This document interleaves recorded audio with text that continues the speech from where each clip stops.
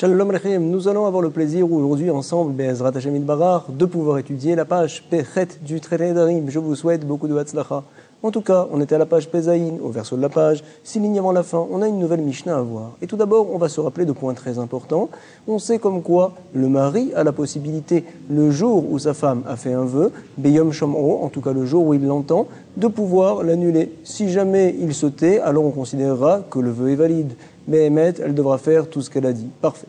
Au sujet cette fois du père, nous a dit la Torah, tu sais, le père c'est pareil, il a la possibilité, Beyom Shomro, encore une fois, le jour où il entend le vœu, de pouvoir annuler le vœu de sa fille. Attention, il faut que sa fille ait entre 12 ans et 12 ans et 6 mois, qu'elle soit ce qu'on appelle une Néhara. Pourquoi ? Parce que quand elle est boguérette, quand elle est plus grande, alors elle n'est plus sous sa tutelle, désormais elle sort de son réchoute, le père ne peut plus rien faire. Parfait. Jusqu'à présent, on parle Beyom Shomro, le jour où il entend le vœu. Quel serait le din cette fois ? Nous allons parler dans la Mishnah de quelqu'un qui a entendu le vœu. C'est vrai, le vœu de sa fille par exemple, ou bien le vœu de sa femme, mais il n'était pas au courant de certaines choses. Alors peut-être va-t-on dire, tu sais, Beyom Shomro, le jour où tu entends le vœu, c'est-à-dire il faut non seulement que tu l'entendes, mais également que tu comprennes la conséquence du fait que tu l'as entendu. Par exemple, tu peux annuler le vœu. Quand tu sais tout ça et que tu entends, c'est considéré en effet que tu as entendu le vœu. Ce jour-là uniquement, on te demandera annule le vœu. Si jamais tu l'as pas fait, eh bien c'est terminé. Madame se devra de faire toutes ces paroles. Parfait. Par contre, si jamais une personne n'est pas tellement au courant de certaines choses, c'est vrai qu'il a entendu le vœu, mais c'est rentré dans une oreille, c'est sorti de l'autre, c'est également la raison pour laquelle il n'a pas annulé le vœu du reste. Alors peut-être va-t-on dire plus tard, quand il se rendra compte vraiment de la situation, qu'il comprendra qu'il avait entre ses mains la possibilité d'annuler le vœu, alors finalement, ce jour-là, c'est considéré le jour où il entend le vœu, à savoir le jour où il comprend l'importance du vœu de sa femme, et aujourd'hui, précisément, on lui demande de réagir à ce vœu-là, car la Torah lui a dit, ce jour-là, tu peux décider de l'annuler le vœu. Parfait. C'est ce que l'on va parler tout de suite et on va lire la Mishnah, nous allons l'expliquer en même temps. On nous dit tout d'abord, Yodéani, Sheyesh Nedarim, lorsque le mari ou bien le père par exemple dit, Yodéani, je sais très bien, Sheyesh Nedarim, que l'on peut s'engager envers Akadosh Baruch Hu de faire telle et telle chose, et donc la parole tient, c'est considéré comme un vœu, un éder. Parfait. Aval, Eni Yodéa, je ne sais pas, par contre, dit le mari, dit le père, Eni c'est la négation, donc je ne sais pas comme quoi, Sheyesh Mefirim, qu'on a la possibilité, moi en tant que père, d'annuler le vœu de ma fille, moi, le mari, d'annuler le vœu de ma femme, je ne savais pas, j'ai jamais entendu parler d'une telle chose. Parfait. Quel sera le din ? On lui dira, tu sais, y a faire le lendemain, quand tu nous as dit une telle chose, on te croit tout d'abord, et puis on va considérer finalement que hier, quand tu as entendu le vœu, c'est comme si tu n'avais rien entendu. En effet, tu ne savais pas que tu pouvais l'annuler ce vœu-là. Donc aujourd'hui, on considère c'est vraiment le jour Beyom Shomro, le jour où tu entends le vœu pour de vrai, et où tu comprends la conséquence du fait que tu l'as entendu, à savoir que tu peux l'annuler. Je te permets aujourd'hui d'annuler le vœu, vient dire la Mishnah. Yafer, c'est la troisième personne. Au futur, vas-y, c'est bon, tu peux l'annuler. Parfait. Le cas va se compliquer par la suite dans la Mishnah. Yodéani, chez Yesh Mefirin. Tout ce qu'on a parlé pour l'instant, c'est une personne qui ne savait même pas que l'on pouvait annuler un vœu en général. Alors tu sais, ce qu'il a entendu, c'est complètement sorti de ses oreilles. Il n'a rien entendu, cette personne-là, il n'a pas fait attention. Il ne savait même pas qu'il pouvait annuler le vœu. Parfait. Maintenant, le cas qu'on va parler, c'est quelque chose de plus compliqué. Par exemple, Yodéani, chez Yesh Mefirin. Je sais, dit le mari, dit le père, que tout d'abord, ce qu'elle a pris sur elle, ma fille, ma femme, c'est un vœu. Je sais également qu'en général, le père, qu'en général, donc, le mari peut annuler le vœu. Par contre, Avaleni Yodéa, chez Zénéder, je ne savais pas que ce qu'elle a dit, c'était un vœu. J'avais pas très bien compris finalement ce qu'elle avait dit. Ou bien, par exemple, je savais que c'était un vœu, mais je ne savais pas que c'était une catégorie de vœux que je pouvais annuler. Ah, attends, là tu exagères peut-être. Finalement, donc, tu avais entre tes mains d'annuler le vœu. Tu savais également comme quoi le mari peut annuler le vœu. Tu aurais dû vérifier précisément quelle était sa parole. Tu ne l'as pas fait, mais on va quand même considérer peut-être que le jour où tu as entendu le vœu, c'est finalement considéré comme Beyom Shomro, le jour donc de l'entente du vœu. Ce jour-là, tu pouvais annuler le vœu, tu l'as pas fait, et bien tant pis pour toi. Vous allez voir tout de suite que c'est une marloquette entre Rabbi Meir et Chachamim. Viens nous dire Rabbi Meir. Rabbi Meir Omer, lo yafer, à savoir, le jour où j'ai entendu le vœu, mais je ne savais pas que c'était un vœu,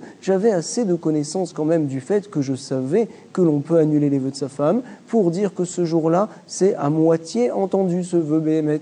Et donc finalement, je ne peux pas l'annuler quand même le vœu ce jour. Pourquoi? Parce que j'ai entendu qu'à moitié, c'est vrai. Mais même le lendemain, quand je comprendrai vraiment que c'était un vœu, alors on ne me permettra pas de pouvoir annuler ce vœu-là. Pourquoi? Le jour où on annule le vœu, ça doit être le jour où j'entends et je comprends tout le vœu d'un coup. Mais là, ici, ma compréhension, elle s'est divisée en 2 jours. Donc, ni le premier, ni le deuxième jour, j'ai la possibilité d'annuler le vœu, comme ça tient Rabbi Meir. Rabbi Meir Omer, lo yafer. On va se servir de ce que je vais vous dire tout de suite, par la suite, c'est-à-dire que, en fait, ici, la personne avait une semi-connaissance de la situation, et donc, ce jour-là, quand même, puisque tu ne connaissais pas tout, on ne te permet pas de pouvoir annuler le vœu. Comme ça, donc, on comprend dans la Mishnah. Chachamim, eux, ne sont pas d'accord. Ils viennent nous dire, tu sais, Vechachamim Omrim, Yafer, ce jour-là où tu as entendu le vœu, même si tu ne savais pas que c'était un style de vœu que tu pouvais annuler, même si tu ne savais pas que c'était un vœu, ce qu'elle avait dit, mais comme tu connaissais, tu savais qu'en général, le mari peut annuler les vœux de sa femme, que le père peut annuler les vœux de sa fille, alors finalement, tu avais assez de connaissances pour qu'on dise, cette semi-connaissance-là, c'est une connaissance suffisante pour que ce jour-là, tu puisses annuler le vœu. Si ce jour-là, tu avais dit, j'annule le vœu, on t'aurait écouté. Selon Rabbi Meir, ce jour-là, si j'avais dit j'annule et tu ne savais pas vraiment que c'était un vœu, ta parole, on n'en tient pas compte. Selon Chachamim, oui, une semi-connaissance de la situation est une connaissance suffisante pour dire finalement, Beyom Shomro, que c'est le jour où tu as entendu le vœu, pour dire que le vœu peut être annulé ce jour-là. Le lendemain, vont dire Chachamim, bien sûr, comme ça nous explique le Ran, tu n'as aucune possibilité d'annuler le vœu, ça y est, la journée est passée, tu as tout perdu. Parfait. Nous allons donc résumer ce qu'on a vu dans la Mishnah et nous allons prendre ce point-là très important dont on a parlé à l'instant. À savoir, tout d'abord, une personne qui dit « Je savais que la parole de ma femme, c'était un vœu, c'est vrai, mais je ne savais pas que je pouvais annuler un vœu. » Ah bah tu sais, tu savais pas ça, alors en fait, tu savais rien. C'est comme si tu n'avais pas entendu le vœu. Parfait, tout le monde est d'accord que le lendemain, quand tu comprendras la situation, c'est vraiment considéré à ce moment-là que tu entends le vœu et donc tu pourras l'annuler. Parfait. La suite de la Mishnah nous dit quelqu'un qui savait à moitié la situation. Il savait qu'en général, il peut annuler les vœux de sa femme, de sa fille, mais par contre, il ne savait pas vraiment que ce qu'elle avait dit, c'était un vœu. Eh bien, tu aurais pu réfléchir, tu aurais pu chercher, tu aurais dû approfondir l'affaire. Ta semi-connaissance de la situation est-elle considérée comme une connaissance suffisante ou pas? Nous voyons que c'est une marloquette. Rabbi Meir et Chachamim vient dire Rabbi Meir, finalement, c'est pas une connaissance le jour même si tu as dit j'annule le vœu, on ne tient pas compte de tes paroles, tu ne savais pas ce que tu faisais. Ta demi-connaissance de la situation, ce n'est pas une connaissance. Parfait. Chachamim ne sont pas d'accord. Ce jour-là où tu as entendu, c'est considéré comme une connaissance suffisante pour que le vœu puisse être annulé. Par contre, le lendemain, ça y est, c'est terminé. Voici ce qu'on a vu dans la Mishnah et par la suite, on va comprendre dans la Gemara. Elle nous dit tout de suite, 3 lignes avant la fin, Urminéou, on vient d'objecter, nous avons donc une braïta, il est enseigné là-bas. Beloréot, on connaît bien sûr le digne de Irmiklat, quelqu'un qui a tué sans faire exprès. Mais attention, il était un petit peu responsable quand même, il aurait dû vraiment faire attention, mettre ses yeux sur ce qu'il fait. C'est vrai, mais quand même, on ne peut pas lui reprocher d'avoir tué Bémézid. Il est considéré, ce bonhomme-là, comme Shogeg. Alors on l'enverra en Irmiklat, en ville de refuge. Là-bas, il sera protégé du Goël Adam, de celui qui venge le sang de la victime, d'une part, et donc il y restera jusqu'à ce que le Kohen Agadol vienne à mourir. Parfait. Donc, quand est-ce que l'on dira que c'est Béchogaï? Quand est-ce que, par contre, on dira « Mais non, la personne, elle n'y est pour rien, finalement. Elle n'est même pas chayav, elle n'est pas tour d'aller dans la ville de refuge. Personne ne peut la toucher, cette personne-là. » On nous précise la Torah, tu sais, Béloréot. Quand est-ce que la personne ira en ville de refuge, par exemple? Béloréot. Quand il n'a pas vu, à savoir, il y avait une situation qu'il n'avait pas vue. On peut lui reprocher ça quand même. Il aurait dû faire attention. Alors, dans ce cas-là, monsieur, tu pars en ville de refuge. Ça vient exclure quoi? Nous dit la Braïta, très important. Prat, ça vient exclure les soumas. Un aveugle, lui, même s'il voulait regarder, même s'il voulait se renseigner qu'est-ce qui se passe autour de lui, il ne pouvait pas le faire. C'est la raison pour laquelle je ne peux pas maintenant lui reprocher une telle chose. Alors ce bonhomme-là, il n'est pas tour. Comme ça donc, pense qui? C'est l'opinion de Rabbi Yehuda. Venez, nous allons donc réfléchir à ce que nous a dit Rabbi Yehuda ici. L'aveugle, c'est quelqu'un, comme ça pense la Gemara, qui a une semi-connaissance de la situation. Il sait quand même que l'objet qu'il a entre ses mains, c'est un objet d'enjeu. Il sait quand même que des fois il y a des gens qui passent, c'est vrai, mais il ne voit pas tout. Cette semi-connaissance-là, selon Rabbi Yehuda, n'est pas considérée comme une connaissance suffisante pour qu'on puisse lui reprocher, cette personne-là, de n'avoir pas fait attention. On lui dira, tu sais, tu es pas tour d'aller en ville de refuge. Nous voyons, selon l'opinion de Rabbi Yehuda, Rabbi Yehuda en général c'est Chachamim, comme on voit dans la Mishnah, qui sait qu'il n'est pas d'accord avec Rabbi Meir en général, c'est Chachamim, et donc Rabbi Yehuda nous dit ici, tu sais, une semi-connaissance de la situation n'est pas considéré comme une connaissance finalement. Et donc dans la Mishnah, ça va pas. Chachamim, qu'est-ce qu'ils avaient dit? Une semi-connaissance, c'est oui une connaissance. Quand je sais que j'ai entre mes mains la possibilité d'annuler le vœu, c'est vrai, mais je n'avais pas bien compris quel était le vœu de ma femme. C'est une semi-connaissance. Et nous disait Chachamim, c'est-à-dire Rabbi Yehuda, parfait, ce jour-là, tu pouvais annuler le vœu. Ta semi-connaissance, c'est considéré en effet comme une connaissance suffisante pour dire Beyom Shomro, c'est le jour où tu as entendu le vœu. Nous avons une stira dans les paroles de Rabbi Yehuda. Qu'est-ce que l'on va dire lorsqu'on a une semi-connaissance? Une semi-connaissance de la situation, est-ce considéré comme une vraie connaissance de la situation ou pas? Nous avons une stira. Vous allez voir, Rabbi Meir également, ça va nous poser problème, nous rapporte la Braïta. Rabbi Meir Omer, les rabot et asumma. Pas du tout, quand il est marqué Beloréot, sans voir, ça vient rajouter également l'aveugle qui lui aussi, sans voir, a tué. Et ce bonhomme-là, on l'enverra en ville de refuge. Qu'est-ce que l'on voit selon Rabbi Meir? Que cette personne-là, le Soumma, qui avait une semi-connaissance de la situation, c'est une connaissance suffisante pour qu'on puisse lui reprocher de ne pas faire attention. Monsieur, tu partiras en ville de refuge. Parfait, Rabbi Meir, tu vas pas avec ce que tu nous as dit dans la Mishnah. Tu penses, toi, en effet, que lorsque j'ai entendu le vœu, mais je ne savais pas que c'était un vœu, bien que je savais que je peux annuler les vœux en général, cette semi-connaissance-là n'est pas une connaissance. Même si j'avais dit ce jour-là, j'annule le vœu, on n'aurait pas fait attention à mes paroles. Qu'est-ce que tu parles de toute manière? Tu n'as pas connaissance de ce qui se passe. Alors nous voyons dans la Mishnah qu'une semi-connaissance, c'est donc pas considéré comme une connaissance. Nous voyons dans la Braïta qu'une semi-connaissance de la situation, c'est oui une connaissance. Monsieur le Souma, l'aveugle, tu partiras en ville de refuge. J'espère qu'on a une bonne connaissance cette fois de la Gemara. Jusqu'à présent, on a compris la Kushia. En tout cas, la Gemara va nous répondre page Pechet, au recto de la page, Amarava, Acha, Minyan Dekra, Vecha, Minyan Dekra. On va expliquer, donc, selon les mots qu'on a sous les yeux, bien que le Ran a une gersa un petit peu différente. Ici, il y a un pasuk spécial dans notre Mishnah, et ici, là-bas, à savoir au sujet de Beloréot, au sujet de celui qui a tué Béchogeg, il y a un autre pasuk, ne me compare pas les cas, c'est-à-dire, nous explique la Shita Mekubetset, au sujet du vœu, il est marqué là-bas, Beyom Shamoa, Avia, lorsque va entendre, et qu'est-ce qu'on considère comme entendre, ce que le père va entendre le vœu, alors c'est ça, ça va être une marloquette, Rabbi Meir, Rabbi Yehuda. Rabbi Meir va nous dire, il faut qu'il entende tout le vœu, ça c'est considéré comme une entente vraiment. Et Rabbi Yehuda dira non, il faut qu'il entende, c'est tout, un petit peu, une partie, il comprend de quoi on parle, ça y est, ça suffit pour être considéré comme Yom Shomro. Par contre, ici, au sujet de Beloréot, au sujet de Shogeg, quelqu'un qui a tué sans faire exprès, la dracha va être complètement différente, c'est ce qu'elle nous dit tout de suite la Gemara. Amarava, Acha, ici, Minyan Dekra, c'est selon le Inyan, le sujet dont parle le pasuk, le verset. Ve'acha, Minyan Dekra. Et ici, donc, au sujet de Prat, les Souma, on parle d'autre chose. Tout d'abord, Rabbi Yehuda Savar, Gabé Rotsear, Ktiv. Au sujet du Rotsear, celui qui a tué, il est marqué dans la Torah, tu sais, Ve'acher Yavo Edreeu Bayar. Il est marqué là-bas, quand est-ce que la personne part en refuge? Par exemple, lorsqu'il est parti avec son ami, va Yavo Edreeu, un Re'u, c'est donc son ami, Bayar, il est parti dans la forêt, et sans faire exprès, là-bas, lorsqu'il a voulu couper du bois, paf, il a tué son ami. Alors monsieur, tu vas en ville de refuge. Qu'est-ce que l'on apprend? Pourquoi dans le pasuk on parle d'un cas général? Kol Davar Meyael Liar, à savoir, toute personne a la possibilité de rentrer dans le désert, qu'il soit aveugle ou qu'il voit très bien, il n'y a même aucun problème. Vesuma Nami, Bar Meyael, et l'aveugle aussi, Nami, Bar Meyael, il a la possibilité de rentrer justement dans le Yar, c'est ce que nous dit la Gemara. Forcément, le Souma, il est justement concerné par la ville de refuge. Et donc nous dit la Gemara, Veya Marta Beloréot, les rabot et Asuma. J'ai un problème avec l'autre pasuk, Beloréot. Si jamais, nous dit la Gemara, Beloréot, ça vient rajouter l'aveugle, mais attends, on n'en a pas besoin, nous rapporte. Elle nous dit, tu sais, Veya Marta, et si tu dis Beloréot, que ce pasuk-là, qu'il a tué sans voir, ça vient rajouter l'aveugle, les rabot et Asuma. Mais attends, Yar, Nafkale, je l'apprends du pasuk précédent, où on parle là-bas de Yar, de la forêt, Nafkale, je le déduis. Forcément, nous dit la Gemara, et là, Shmamina, c'est un principe que l'on a reçu de Moshe Rabbeinu, comme quoi, En riboui, acha riboui, et la lemaet. Lorsque la Torah deux fois vient rajouter une chose, en fait, c'est pour nous faire comprendre qu'au contraire, on doit l'exclure. Ici aussi, deux fois d'affilée, on voudrait rajouter, inclure le souma à l'aveugle. Finalement, c'est pour nous faire comprendre qu'on doit l'exclure. Et là, Shmamina,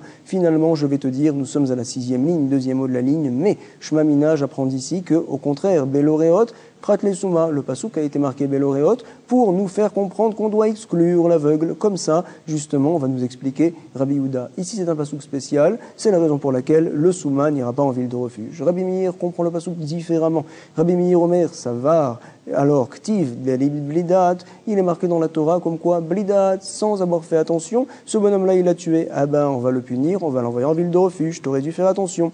Kol Davar, Mida, on parle donc de toute personne qui a la possibilité de mida, de savoir un peu la situation. Vesuma, lav bar midahu. Et on considère que le souma, l'aveugle, ne peut pas vraiment mida connaître, comprendre la situation assez pour qu'on puisse lui reprocher une telle chose. Et donc, nous dit la Gemara, veya marta, Belo Reot Pratle Souma. Et si tu me dis que le pasuk Belo Reot vient à exclure l'aveugle, mais attends, nous rapporte la Gemara, je le déduis de Blidat, qu'on vient de voir juste à l'instant, Mi Blidat, Nafkale. Nafkale, ça veut dire qu'on le fait sortir, on le déduit. Forcément, et la Shmamina, puisque j'ai donc 3 psukim, je vais apprendre Belo Reot, les Rabotet Asuma, que le pasuk, sans voir, au contraire, vient rajouter et nous dire, tu sais, le Souma, lui aussi, il ira en ville de refuge, les Rabot, ça vient rajouter. Parfait.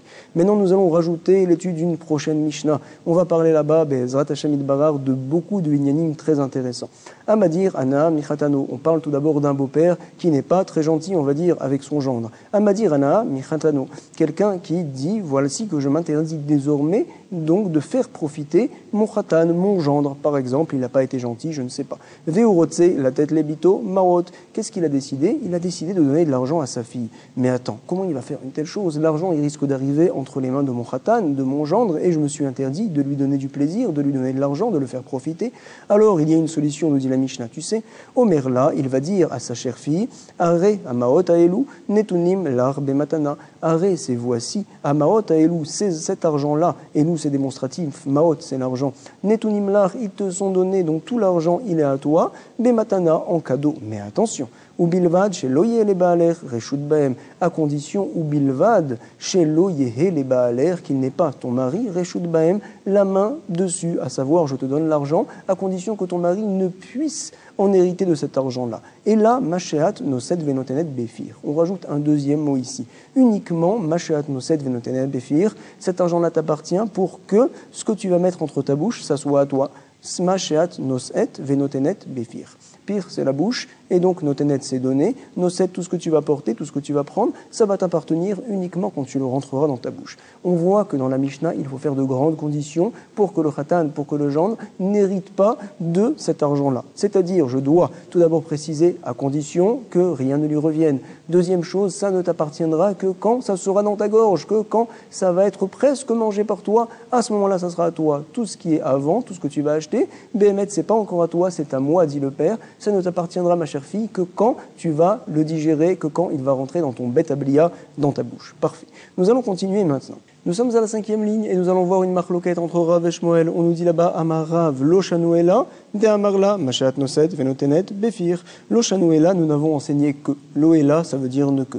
Tout ce dont on parle, pourquoi ça va marcher, c'est uniquement parce que, de amarla, il a dit, le beau-père à madame, machat noset, venotenet, befir. Uniquement ce que tu vas prendre et tu vas mettre dans ta bouche, cette chose-là, à ce moment-là, va t'appartenir. Par contre, aval, ma amar, ma chetirtsi, assis, si jamais il a dit le beau-père à sa fille, tu sais, tout ce que tu veux faire, tu peux le faire avec cet argent-là, c'est bon. C'est vrai, j'ai prévenu, attention, à condition que mon gendre ne vienne pas en profiter, ton mari, c'est vrai, mais comme j'ai dit par la suite, tout ce que tu veux de l'argent, tu peux en faire. Dans ce cas-là, nous dira Rav, quand même, ça viendra appartenir au mari. Mashekantaisha, kanabala, tout ce que la femme va avoir pour elle, ça revient au mari. Mashetirtsi, assi, kana yatehon, baal.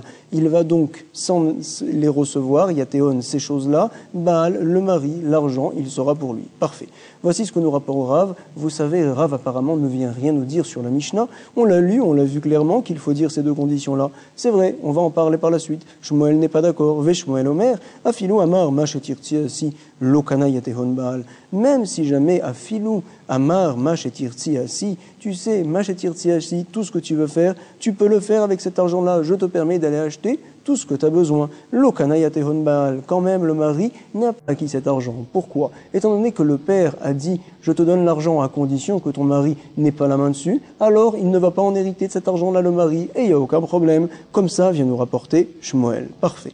Nous explique le Ran, tu sais, quelle est la marloquette de Rav et Shmuel? Quand je lis la Mishnah, je vois clairement qu'elle va comme l'opinion de Rav, c'est vrai. Mais en fait, Shmuel vient nous dire tu sais, toute la Mishnah que tu viens de voir, c'est uniquement Rabbi Meir qui l'a enseigné, comme on en parlera par la suite dans le traité Kiddushin. Mais moi, dit Shmuel, je tiens pas la halacha comme ça, je pense comme Chachamim, que finalement Béhémet, même s'il a dit uniquement Machetir Tsiasi, quand même le mari, il n'a pas reçu les biens. Lokana Yatehon Baal. Parfait. Nous voyons la marloquette de Rav et Shmuel comme qui je vais tenir, comme Chachamim ou comme Rabbi Meir. Shmuel nous dit comme Chachamim, je ne tiens pas compte de la Mishnah.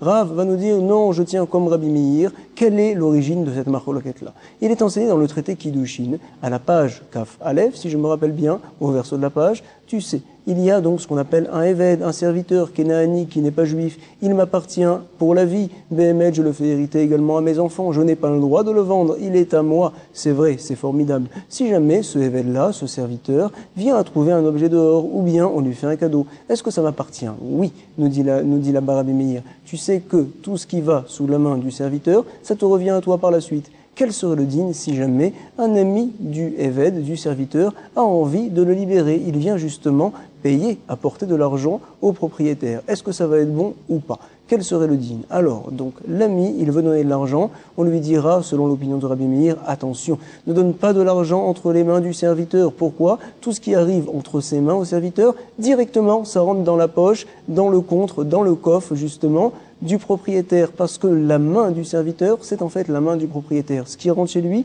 ça va chez le propriétaire, et donc il ne pourra pas se libérer. Qu'est-ce que tu dois faire, nous rapporte Rabbi Meir? Tu dois toi-même aller voir le propriétaire, lui donner l'argent pour libérer le Eved, le serviteur. Parfait.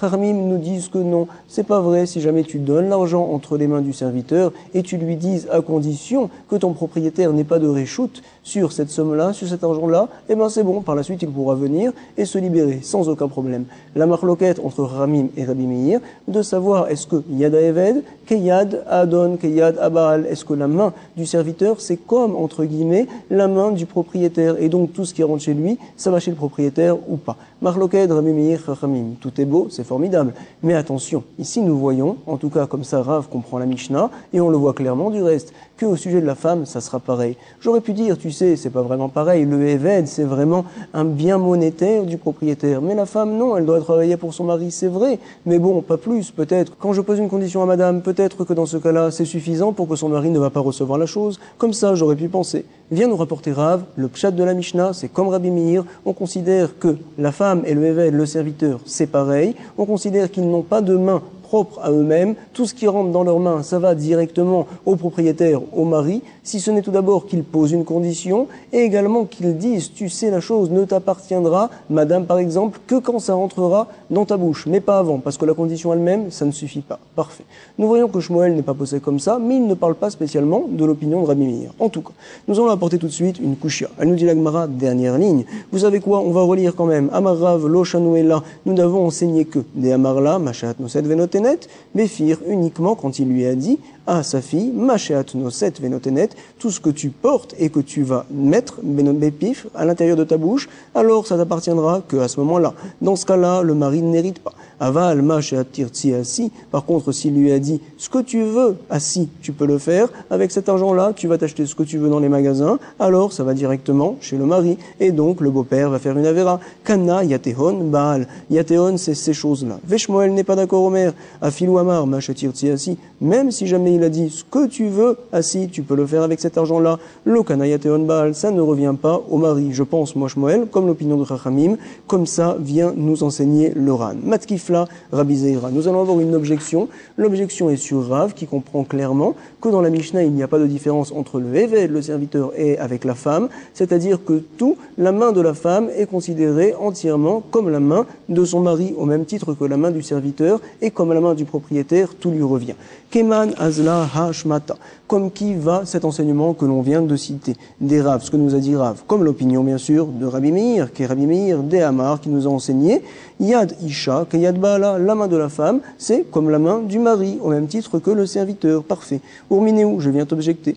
Ketsad Mishtatfim Bemavoy. Avant de commencer à comprendre l'enseignement là-bas dans Hiruvin, on se doit tout d'abord de connaître des principes très importants. C'est quoi un Reshut HaYachid? Donc c'est un endroit qui est entouré de Mechitsot, à savoir de barrières, une barrière qui fait environ 10 Tfachim, c'est-à-dire environ 1 mètre on va dire. Si jamais j'ai un endroit qui est entouré de 3 côtés, de barrières qui font 1 mètre de hauteur, cet endroit-là est considéré comme un Reshut HaYachid, un endroit privé. Si jamais je viens à sortir l'objet de cet endroit-là vers ce qu'on appelle le Reshut HaRabim, je suis Chayav. Qu'est-ce qu'un Reshut HaRabim? C'est un endroit qui a 16 amot de largeur, à savoir environ, on va rapporter, on va dire, environ 8 mètres, peut-être un peu plus, même que 8 mètres de largeur. Cet endroit-là où tout le monde passe, certains disent qu'il faut qu'il y ait 600 000 personnes qui passent chaque jour, d'autres disent c'est pas la peine que ce soit comme le Prado ou comme les Champs-Élysées. Quoi qu'il arrive, c'est considéré comme un Reshut HaRabim. Je passe l'objet d'un endroit à un autre, du Reshut HaYachid au Reshut HaRabim, ça y est, tant pis pour toi, tu es Chayav. Voici le din que l'on connaît. Si jamais j'ai un Khatser, cette fois j'ai une cour qui est attenante à différentes maisons, tout le monde l'utilise cette cour-là. La cour, elle est formidable et elle est entourée également de Mechitzot. Normalement, c'est un Reshut HaYachid et il y a des barrières qui viennent la bloquer, c'est vrai. Mais comme cette cour-là, elle est utilisée par plusieurs propriétaires, plusieurs personnes, alors on dira, Midei Rabbanan, qu'il faut faire ce qu'on appelle un Hirouv. Comme ça a été Metaken, Shlomo HaMelech. C'est quoi un Hirouv? On explique dans la Gemara là-bas que finalement, on va prendre de la nourriture, un pain et un œuf par exemple, on va le déposer dans un des propriétaires, chez moi par exemple, et on va dire, puisque finalement, cette nourriture-là maintenant appartient à tout le monde, on fait en effet un kinyan pour que ça soit à tout le monde, alors chacun a sa pensée, donc met sa tête au sujet de savoir que dans ma maison, il y a la nourriture qu'il peut utiliser. Tout le monde, on a l'impression que tout le monde habite chez moi finalement, et donc le Khatser, cet endroit-là, la cour, c'est comme si elle était attenante spécialement à ma maison. Finalement, on aura le droit de transporter du Khatser de la cour vers la maison ou l'inverse. Parfait. Si maintenant, deuxième étape, il y a différents Khatser, différentes cours, et donc qui sont attenantes à une impasse, à un Mavoy. Une impasse, cette impasse-là est considérée normalement des fois comme un Reshut HaYachid, des fois donc comme un Makom Tour. Un Makom Tour, c'est un endroit où les gens ne passent pas vraiment, et cet endroit-là, ce Makom Tour, n'est pas entouré de barrières comme le Reshut HaYachid. En tout cas, Minatora, j'ai le droit de toute manière d'y porter dans le Maboy, dans l'impasse, quand elle est fermée d'un côté. C'est vrai, Midei Rabbanan, les Chachamim ont eu peur que je vienne à y transporter, donc vers le Reshut HaRabim. Qu'est-ce qu'ils ont dit de faire? On fait ce qu'on appelle cette fois un Shitoufé Mavoy, un Hirouv pour le Mavoy, Hirouvé Khatserot. À savoir que les différents Khatser, les différentes cours qui sont attenantes à ce Mavoy, tous les gens, qu'est-ce qu'ils vont faire? Ils vont déposer dans un des Khatser de la nourriture et aussi on en parlera du vin là-bas pour dire, vous savez, on est tous propriétaires de ce vin-là finalement et donc ce Khatser-là, cette cour où on y a déposé là-bas de la nourriture, c'est notre cour essentielle. On considère que par là, tout le monde aura le droit de transporter du Maboy vers le Khatser ou du Khatser vers le Maboy, de la cour vers l'impasse ou de l'impasse vers la cour. J'espère que tout ce qu'on a compris maintenant, ça passe, ça n'est pas une impasse, c'est très clair, c'est compréhensible par tout le monde, j'espère, Be'ezrat Hashem. Maintenant, ce dont on va parler, c'est donc dans la Braïta là-bas, dans Hiruvin, d'un cas spécial. Ketzad mishtatfin be'aboy. Ketzad, comment? On se pose la question. On peut faire un shitouf. Shitouf, c'est une association au sujet du Mavoy pour pouvoir y transporter. Attention, un point très important aussi, c'est qu'au sujet du Maboy, je me dois également de rajouter ce qu'on appelle un lechi. C'est une barre verticale à la sortie du Maboy lorsqu'elle est attenante au Reshut HaRabim pour que les gens comprennent, ça y est, stop, attention, on ne marche pas plus avec tes objets. Ou bien mettre ce qu'on appelle une kora, c'est une barre horizontale cette fois qu'on met en hauteur qui va d'un côté à l'autre du Maboy et les gens comprennent, ça y est, stop, allez, maximum. Keitzad, Mishtatfim, Bemaboy nous rapporte donc la Braïta dans Hiruvin. Comment on fait un chitouf, on fait une association dans le Mavoy pour que l'on puisse par la suite y porter. Maniach et Chavit, il dépose ce qu'on appelle un Chavit, un tonneau, Veomer, et il dit quand il le dépose, Arezé l'école Benemaboy, voici que ce tonneau-là, il est pour tous les Benemaboy, tous les gens qui sont attenants à cette impasse pour qu'ils puissent là-bas y porter. Ah, parfait, j'ai dit une telle chose, c'est bien, mais bon, il faut que ça leur appartienne quand même, ce Chavit-là, pour que ça puisse marcher. Vemezakelaen, aliédé, avdo veshifrato, aivrim. Je vais donc être mezaké, ce Chavit, pour eux, à savoir que je vais faire un Maaseh Kinyan d'une certaine manière pour que chacun puisse avoir sa part dans ce Chavit-là. Comment je vais faire? Manière et Aravit veomer, Arezel ekol benemaboy, ve mezake, liskot, ça veut dire donc recevoir quelque chose. Ici aussi, mezake, cette fois, je fais en sorte que mes amis, tous les gens qui sont attenants en Mavoy, vont recevoir une part. Aliédé, avdo, veshifrato, aivrim. Comment je fais une telle chose? Je dis à mon serviteur, avdo, veshifrato, également ma servante, aivrim, quand ils sont juifs, ceux-là, alors ils ont une main, à savoir tout ce qui leur appartient, c'est à eux Béhémet. Également, ils peuvent faire un kinyan du Chavit pour les Benemaboy, pour les gens qui habitent dans l'impasse, c'est bon. Valiédé, Beno, Bito, Agdolim. Également, je peux le faire avec mon Bino, mon fils, Vebito, ma fille, Agdolim, quand ils sont grands. Ils ont plus que 13 ans, ça y est, les choses leur appartiennent. Ils font un kinyan également pour que ça puisse appartenir, justement, ce ravit-là, aux différentes personnes qui habitent, donc proches de l'impasse. Parfait. Ve'aliede ishtu. Il est marqué ici, c'est ça qui nous intéresse, que je peux donner ça à ma femme. Madame, fais un maaseh kinyan pour que tout puisse appartenir à ces gens-là. Et donc, on ne comprend pas une telle chose. Comment se fait-il que madame peut faire un kinyan pour que mes différents voisins vont être zorés de ce tonneau-là? Je ne comprends pas. Veille à Martha, kanayatehon baala. Et si jamais tu me dis, donc toi, Rav, que l'opinion de Rabbi Meir, c'est que la femme, c'est comme le évêque, comme le serviteur, et également kanayatehon baala. Tout ce que va recevoir madame, kanayatehon, il va les recevoir, baala, son mari. Je ne comprends pas. Là-bas, c'est une Mishnah. Une Mishnah, ça va comme l'opinion de Rabbi Meir en général. C'est un Mishnah Rabbi Meir. Rabbi Meir, qu'est-ce qu'il pense? Madame, elle a une main ou elle n'a pas de main? Est-ce qu'elle reçoit les choses ou elle ne reçoit pas? Je ne comprends pas. C'est ce qu'elle nous dit tout de suite. Veya Marta kanayatehon baala, iroun, lomafik, mireshute. Le hirou, finalement, ce ravit-là, ce tonneau, il n'est pas sorti du réchoute du mari, il n'est pas sorti donc de ses mains, parce qu'en fait madame a fait un kinyan, mais en fait ça lui revient à lui directement le mari, tout ce qui va chez madame, elle n'a pas de force en soi. Comme ça, nous comprenons la question de la Gemara. Amar Rava, réponse. Amar Rava, af'al gav de Amar Rabbi Meir, bien que, c'est vrai qu'il a dit Rabbi Meir, Yadisha Keyad Baala, la main de la femme c'est finalement comme la main du mari, c'est vrai. Il est d'accord cependant, Rabbi Meir, modé Rabbi Meir, les Inyan Shitouf, au sujet donc de l'association du Shitouf, des Kivan, des Lezakot, les Acherim, puisque ici, l'action que je fais c'est pour être mezaké, donner les Acherim à d'autres personnes.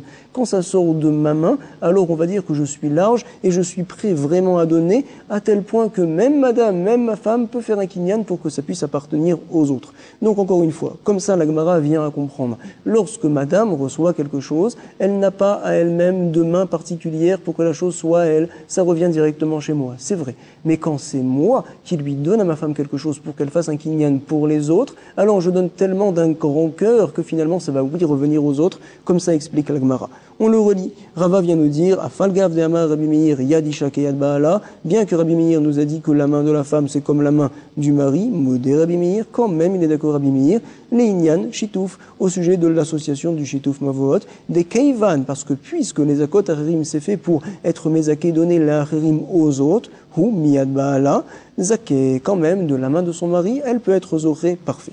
La Gemara ne comprend pas. Mais attends, de toute manière, j'ai deux Mishnayot qui vont l'une contre l'autre. Itive Ravina, les Ravashi. C'est une kushia, on va dire, qui n'a rien à voir avec l'opinion de Rav. De toute manière, je vois qu'une fois ça marche, une fois ça marche pas, ça va pas. Comme ça dit Ravina, il vient objecter à Ravashi. Il lui dit, tu sais, Elou, chez Zachin Lahem, il a été enseigné comme quoi, voici les gens chez Zachin Lahem, Aliédé, Beno, Bito, Agdonim, que l'on peut faire donc par ces gens-là un zikouï, à savoir donner la chose pour que ça puisse leur arriver. Par exemple, le Beno, Bito, Agdonim. Quand je donne à mon grand-fils ou bien à ma grande-fille, ça va marcher. Ou bien je donne à mon serviteur, bien sûr, Ve'avdo Veshifrato. Attention, ils sont juifs, à Ivrim. Parfait, ça va marcher. On l'a vu plus haut déjà. Ve'elou, She'en Zakim Lahen. Maintenant, ça se complique. Et Elou, voici ces gens-là, She'en Zakim Lahen, que ça va pas marcher de leur donner Aliédé, Beno, Bito, Agdonim. Bien sûr, si je donne à mon petit enfant ou bien à ma petite fille, ils ont moins que 13 ans, que 12 ans, c'est vrai, il n'y a rien qui leur appartient, tout me revient. Également, je ne peux rien leur donner entre les mains, tout me revient directement, ça ne va pas me marcher au sujet du Hirouv. Et nous rajoute justement l'enseignement, un point très important.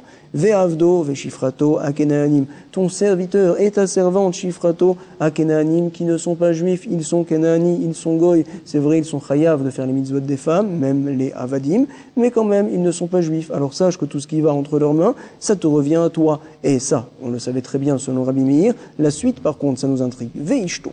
Et également, sa femme, ça ne va pas marcher. Tiens, madame, fais un kinyan de ce ravit-là, de ce tonneau, pour que les autres pourront justement acquérir une partie du tonneau et que finalement on puisse transporter dans l'impasse. Ça ne marche pas. Attends, ça marche ou ça marche pas? J'ai une stira, je comprends pas, nous dit la Gemara. Et là, mais quand on dit et là, c'est en général pour nous montrer qu'on va trouver une réponse plus forte et différente. Et là, Amaravashi, Matnitin, notre Mishnah, on parle donc d'une femme riche qui a reçu avant le mariage, à savoir quand elle était fiancée, on lui a donné ce qu'on appelle un khatser, une cour. On lui a dit, tu sais, cette cour-là, elle t'appartient. Et le mari, il l'avait dit au moment du fiançailles, voici que je retire toutes mes mains, toute ma force de ce que ma femme va recevoir. Et donc, quand il va se marier avec elle, on va dire finalement comme quoi ce khatser-là ne lui appartient pas. Quand est-ce que, quand ça va chez madame, ça va chez lui? Au moment où il est marié, c'est vrai. Mais quand madame reçoit la chose avant d'être mariée et que également avant le mariage, il dit que tout ce qui va maintenant rentrer chez lui, alors il retire sa main. Par exemple, ces choses-là, il ne veut pas les avoir. Alors on considère Bémet que le khatser, il est à madame, que la cour est à madame. Nous parlons donc dans un cas spécial où madame également a un khatser, une cour qui est attenante à cette impasse-là. Donc pour elle aussi, c'est important de recevoir une part de ce tonneau de vin. Parfait. Qu'est-ce que ça va nous aider? On ne comprend toujours pas. La Gemara va nous dire et la maravashim matnitin, kesheyesh la khatser, beotomavoy askinan, nous parlons. Et donc, des migots des achel et nafché, zaché les acharine. Il y a une svara particulière plus forte que l'on voit justement dans la Gemara du reste, comme quoi, migo, puisque des achel et nafché, madame va être zoché la chose pour elle, également elle aura la possibilité d'être zoché pour les autres, zaché les acharine. Puisque madame a besoin finalement d'avoir une part dans ce vin-là, c'est vrai, pour qu'elle puisse transporter elle dans le maboy et également pour que les autres puissent transporter dans le maboy, parce qu'il faut en fait que le chavit, que ce tonneau-là, il appartienne à tous les gens de l'impasse qui sont attenants à l'impasse, parce que si jamais ça appartient à quelques personnes seulement, ça ne va pas marcher. Alors donc on va dire que ici le kinyan va être bon. Nous apprenons d'ici dans la Gemara un point spécial et Rabbi Meir va être d'accord, comme quoi tu sais quand ça va marcher, quand madame peut recevoir quelque chose qui vient de la main du mari. C'est vrai que madame, tout ce qui rentre chez elle, ça va chez le mari. Mais comme cette fois, tout d'abord, c'est le mari qui donne ça entre les mains de la femme, il donne de tout son cœur. Et également, non seulement madame va être zorée pour les autres, mais également, elle se doit également de prendre une part de ce chavit-là, de recevoir la chose pour elle, puisqu'elle est zorée pour elle-même, elle aura également la force d'être zorée pour les autres. C'est ce qu'on vient apprendre ici dans la Gemara. Grâce à cela, on a répondu à la stira, à l'opposition entre les deux Mishnayot. Ça marche avec la femme ou ça marche pas? Comme ça nous avait demandé la Gemara. Réponse, ça marche avec la femme quand elle aussi, elle a un khatser, puisqu'elle est zochée. Pour elle, elle sera également zochée pour les autres. Par contre, quand elle n'a pas de khatser, puisqu'elle ne va pas être zochée pour elle-même, ça vient de son mari, c'est vrai qu'il donne de tout son cœur, mais madame, ta main, c'est en fait la main du mari. Et donc, il n'y a rien qui arrivera chez toi, madame, pour que tu puisses être zochée des autres. Ça ne marchera pas. Parfait. J'espère que la page, elle a bien marché, que l'on est bien avancé, que également on a bien préparé, et on a vu plusieurs points, peut-être qu'il serait bon quand même de se rappeler que l'opinion de Rabbi Meir et de Rabbi Yehuda, apparemment on avait une stira. On voit dans la Mishnah que, selon l'opinion de Rabbi Meir, quand j'ai entendu un vœu, je ne savais pas que c'était un vœu, et que finalement quand même, je savais que l'on peut annuler les vœux de sa femme. C'est bien, mais tu avais une semi-connaissance de la situation, c'est pas considéré comme une connaissance, et donc je vais te dire que même le jour même où tu as entendu le vœu, même si tu as dit j'annule, tu ne savais pas que c'était un vœu, ta parole, on n'en tient pas cas. C'est bizarre d'ailleurs pourquoi tu as dit j'annule, tu ne savais pas que c'était un vœu, entre parenthèses, mais quoi qu'il arrive, ce n'est pas une connaissance. Parfait. Tu sais pourquoi? Parce qu'il y a un pasouk spécial. Rabbi Yehuda va nous dire, au contraire, c'est oui une connaissance. Pourquoi? Il y a un pasouk spécial. Au sujet cette fois de la ville de refuge. Quel sera le din au sujet de l'aveugle? Alors Rabbi Yehuda nous a enseigné que l'aveugle, il n'ira pas en ville de refuge. Sa semi-connaissance de la situation, ce n'est pas une connaissance suffisante pour que je puisse lui reprocher d'avoir tué Béchogay. C'est bon, tu peux rentrer à la maison, tu es pas tôt. On apprend ça des psukim. Rabbi Meir va nous dire qu'on apprend des psukim différemment. Au contraire, il va oui en ville de refuge. Il y a 3 pasouks. Il est marqué donc Asher, Yavo, Edreu, Bayahar. Il est marqué également comme quoi Beloréot. 3e pasouk nous dit Rabbi Meir, Biblidaat, à savoir qu'il n'a pas fait attention. De tout cela, j'apprends que le Souma, également, il partira en ville de refuge. Parfait. Nous avons également compris de notre Mishnah, c'était, on va dire, 10 lignes avant la fin du recto de la page Péchet, un nouveau sujet. Quelqu'un qui interdit à son gendre cette fois de profiter de lui. Alors, donc, c'est un beau-père qui est assez difficile. C'est vrai, j'avais un peu mal expliqué dans la Mishnah. On parle encore une fois que le beau-père interdit à son gendre de profiter de lui. Alors, il a le droit de faire un cadeau à sa fille, c'est vrai, mais en lui disant des choses spéciales. Comme ça, pense Rabbi Meir, attention ma fille, je te donne ça, tout d'abord à condition que ton mari n'ait pas la main dessus. Et je rajoute également, ça ne t'appartiendra cet argent-là que quand tu achèteras de la nourriture tout d'abord et tu la mettras dans ta bouche. À ce moment-là, ça sera à toi. Avant, c'est encore à moi. Parfait. Le mari n'a aucune force sur une telle chose. Comme ça donc, explique la Mishnah, comme ça Rav dit que c'est l'opinion de Rabbi Meir, on apprend d'ici que finalement Rabbi Meir pense que la main de la femme, c'est comme la main du mari, au même titre qu'il dit dans le traité Kiddushin, que la main du évêque du serviteur, c'est comme finalement la main du propriétaire. Comme ça, on voit, on a un problème dans le Mavoy, est-ce que ça va être une telle chose? On voit au contraire que non. Que par exemple le mari peut dire, voici ma chère femme, je te donne ce chavit, ce tonneau-là, pour que tu en fasses le kinyan pour les autres gens qui sont attenants au Maboy à l'impasse, et ça va marcher. Tu vois que madame, elle a oui une main indépendante, ça marche. Donc nous avons une kushia. La Gemara nous a rapporté, tu sais, Le Inyan, il est que finalement, du fait qu'on a une autre Mishnah qui va à l'inverse, qui dit que pour madame ça marche pas, alors nous allons apprendre un klal très important. Lorsque finalement, c'est lui le mari qui donne l'objet, il donne de tout son cœur, ça va cette fois marcher, mais attention, dans quel cas? Lorsque madame également a besoin de recevoir la chose pour elle. Migo, puisqu'elle va en hériter de cette chose-là pour elle, elle aura également la force d'en faire un kinyan pour les autres. Dans ce cas-là, ça va marcher. Parfait. En tout cas, je vous souhaite beaucoup de hatzlacha. Merci pour l'étude. Kol Tov, shalom shalom, be'hatzlacha.